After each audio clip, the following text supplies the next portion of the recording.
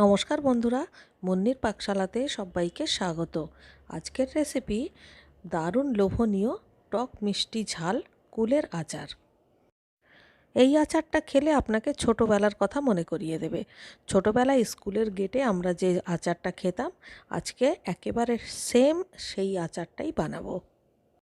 সহজ পদ্ধতিতে পারফেক্ট পাকা কুলের আচার কিভাবে বানাতে হবে, চলুন একবার ভিডিওটা দেখে নেওয়া যাক। আমি এখানে 500 গ্রাম মতো কাঁচা পাকা কুল নিয়েছি। কুলগুলো প্রথমে খুব ভালো করে ধুয়ে নিতে হবে, তারপর যাতে একটুও জল না থাকে তার জন্য রোদ্দুরে দিয়ে শুকনো করতে হবে।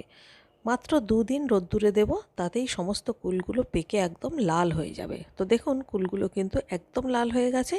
এবারে একটা একটা করে কুল নিয়ে কুলের বোটাগুলোকে ছাড়িয়ে ফেলতে হবে। ধোয়ার আগে কিন্তু বোটা ছাড়ানো যাবে না, তাহলে কুলের মধ্যে জল ঢুকে যাবে।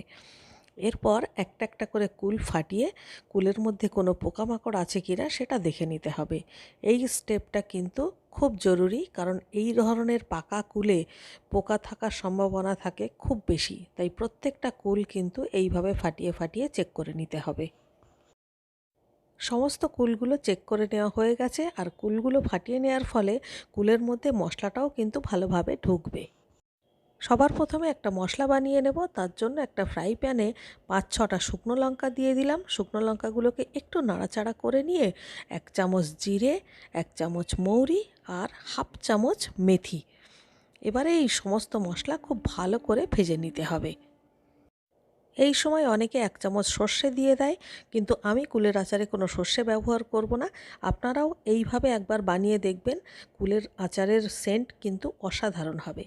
তো মশলাটা ভাজা হয়ে গেছে, এবারে হালকা একটু ঠান্ডা করে নিয়েই সমস্ত মশলাটা একটু দানা দানাভাবে পিষে নেব। আচারের মশলা সবসময় একটু দানা দানা রেখে গুঁড়ো করতে হয়, তাতে আচারের ফ্লেভারটাও খুব সুন্দর হয়, আর আচারের মশলাটা মুখে পড়লে পরে সেটাও খেতে খুব ভালো লাগে। তো দেখুন আমার কিন্তু মশলাটা পেষা হয়ে গেছে, আর দেখুন কত বড় বড় দানা রয়েছে। এখন আমি এগুলোকে একটা এয়ারটাইট কৌটোর মধ্যে রেখে দেব। এরপর সরাসরি রান্নায় চলে যাব। সবার প্রথমে কড়াইতে একটু বেশি করে, মানে প্রায় 5 চামচ মতো সর্ষের তেল দিয়ে দিলাম। তেল গরম হয়ে গেলে ফোড়নে দেব 1 চামচ 5 ফোড়ন আর 4-5টা শুকনো লঙ্কা। ফোড়নটাকে বেশ ভালো করে ভাজা ভাজা করে নিতে হবে। এরপর এর মধ্যে কুলগুলো দিয়ে দিতে হবে। 1 মিনিট মতো একটু নাড়াচাড়া করে নিতে হবে। এরপর এর মধ্যে 1 চামচ নুন আর সামান্য একটু হলুদ দিয়ে দিতে হবে। এরপর কুলগুলোকে খুব ভালোভাবে ধৈর্য ধরে সাঁতলাতে হবে, মানে যতক্ষণ না পর্যন্ত কুলগুলো ভালোভাবে সেদ্ধ হয়ে যায় ততক্ষণ পর্যন্ত নাড়তে থাকতে হবে। এরপর নাড়তে নাড়তে যখন কুলগুলো একদম মাখা মাখা ঘাঁটা ঘাঁটা হয়ে যাবে, তখন বুঝবেন যে কুলগুলো সেদ্ধ হয়ে গেছে। এখন কিন্তু আমাদের কুল একদম সেদ্ধ হয়ে গেছে, আর সাইড থেকে তেলও রিলিজ করছে।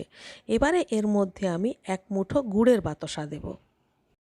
এবারে এর মধ্যে 1 মুঠো লাল বাতাসা বা গুড়ের বাতাসা দিয়ে দেব। আপনারা চাইলে এখানে ভেলি গুড় ব্যবহার করতে পারেন, আখের গুড় ব্যবহার করতে পারেন, বা বাতাসা ব্যবহার করতে পারেন। তবে এই আচারে চিনি বা খেজুরের গুড় না দিয়ে গুড় বা গুড় জাতীয় বাতাসা ব্যবহার করলে কিন্তু আচারের স্বাদ অনেক বেশি ভালো হয়। মিষ্টির পরিমাণটা আপনারা আপনাদের পছন্দ মতো দেবেন, তবে আচারে একটু টক একটু মিষ্টি হলেই কিন্তু বেশি ভালো লাগে। প্রায় 5 মিনিট মতো রান্না করে নেওয়ার পর এবারে দেখুন সমস্ত বাতাসা কিন্তু সুন্দরভাবে মেল্ট হয়ে গেছে, আর আচারের সঙ্গে খুব ভালোভাবে মিশেও গেছে। এবারে আচারের জন্য যে গুঁড়ো মশলাটা তৈরি করেছিলাম সেটা মেশাতে হবে।